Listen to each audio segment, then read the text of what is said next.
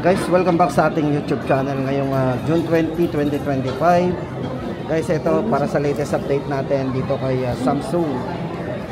Guys, good news kasi dito kay Samsung meron tayong mga promo dito. At ito tama-tama guys sa mga naghahanap ng freebies. Unahin po natin yung may freebies dito kay Samsung ngayon.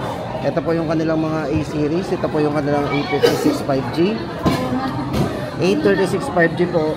Yan po yung may kasamang freebies ngayon guys na makukuha natin.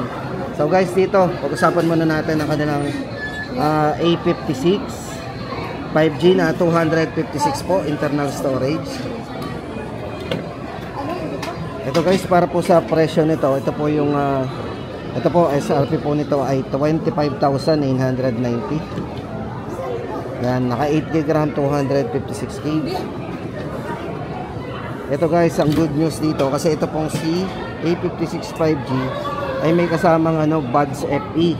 So yung wireless na Buds FE po na worth 5,490. Bali ang promo po nito guys is from June 20 ngayon po nag-start until July 27. So lahat po na mag-avail nito, meron po tayong makukuhang freebies na Buds FE worth 5,490. Tapos ang kanilang A36 5G po, ito.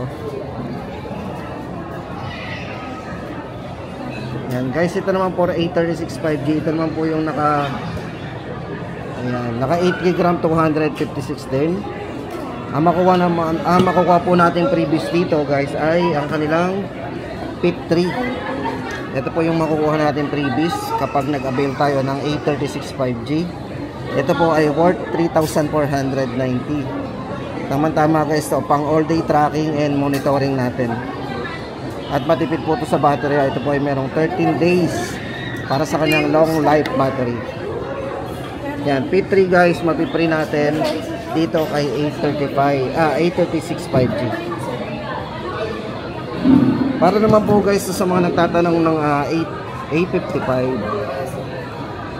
Yan, dito kay Samsung guys, ang kanila pong A55 5G na dati pong 24,990, ngayon po ay discounted na rin ng A55 5G. Ngayon po ay 22,490 na lang.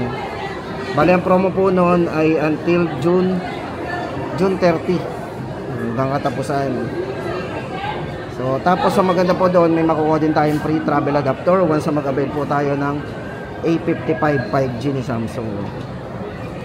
Then ang kanila naman pong A35 5G na ito po ay 256 din. Meron din po tayong discount na ito po dating 20,990, ngayon po ay 19,490. Naka-discount po tayo ng 1.5. So ayun guys, sa mga nagtatanong nga pala ng A55 5G at A35 5G, yun na po yung pinaka latest update po natin sa promo po ng mga presyo noon. Tapos guys, ito punta na tayo sa mga iba pa nilang mga A-series para po sa ating latest price update. Ay isa-isahin na po natin ang mga to. Yan, andito po ang kanilang A26 5G at yung kanilang A06. So guys, ito check na natin. Guys, ito for A06 5G guys, sa mga naghahanap ng 5G po dito kay Samsung. Guys, ito ang good news kasi dito kay Samsung, ito na yung pinakamurang 5G na unit nila. Ang kanila pong Galaxy A06 5G na ngayon po ay discounted na from 7,990, ngayon po ay 6,990. Para po sa mga specs nito guys, bigyan ko kayo ng kaunting info. Like ito guys, pagdating sa size ng screen, naka 6.7 inches at naka high definition plus display. 5,000 mAh battery na rin po yan at naka 25 watts po yung kanyang fast charging. Sa main camera po nito, ito ay naka 50 megapixel na rin para sa kanyang para sa kanyang rear camera, naka 50 megapixel at 2 MP sa depth camera, at ang front camera naman po nito ay 8 megapixel. Yan nga po, meron na rin itong 4 year of security patch at 4 times operating system na updates. Yan, Galaxy A06 5G, pinakamurang 5G po dito kay Samsung, 6,990. Bali guys, ang variant nito ay 4GB RAM 128. Tapos guys, ito naman ang kanilang Galaxy A16. For Galaxy A16 naman, ito naman po ang ating ito pong variant na hawak natin guys, na Galaxy A16. Ito po yung 4G. Ito po yung naka 6.7 inches din ang size ng screen para sa kanyang Super AMOLED display. So napakabibid na rin po ng display nito. Tapos guys, ito ay pagdating sa durability, ito ay naka IP54 na rin para sa kanyang awesome durability, dust and water resistance. At meron na rin po itong 6 year of security updates at operating system din na update, so 6 na beses din. Yan. Para po sa presyo guys, ang kanilang A16, ito po ay 8,990, 4GB RAM 128. Tapos guys, kung gusto naman natin ng 5G ng version ng A16, ito po ang kanilang Galaxy A16 5G. Ito po yung design yan. Tapos guys, ito pagdating sa kanyang screen, ito ay naka 6.7 inches din, full high definition display. Napakabibid na rin po ng display, napakaliwanag. Kasi nga po guys, ito ay naka full high definition plus display din, Super AMOLED display. Pagdating po sa processor o yung chipset po na ginamit dito is naka MediaTek Dimensity 6300 at naka 6 nanometer yan. Then kung camera naman, si A16 5G ay naka 50 megapixel po na merong ultra wide angle guys, kasi ito ay merong 0.5 kaya naka ultra wide. So napakalawak ng kanya sa sakupin kasi 123 degree. Then meron na rin siyang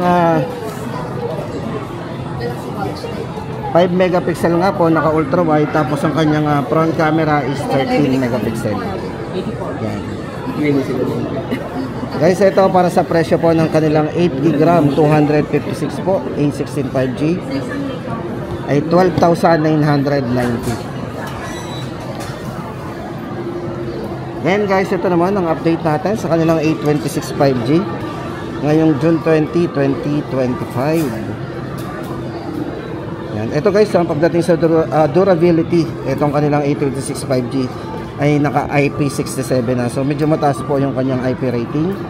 Okay, pwede ito mo submerge to 1 meter for 30 minutes.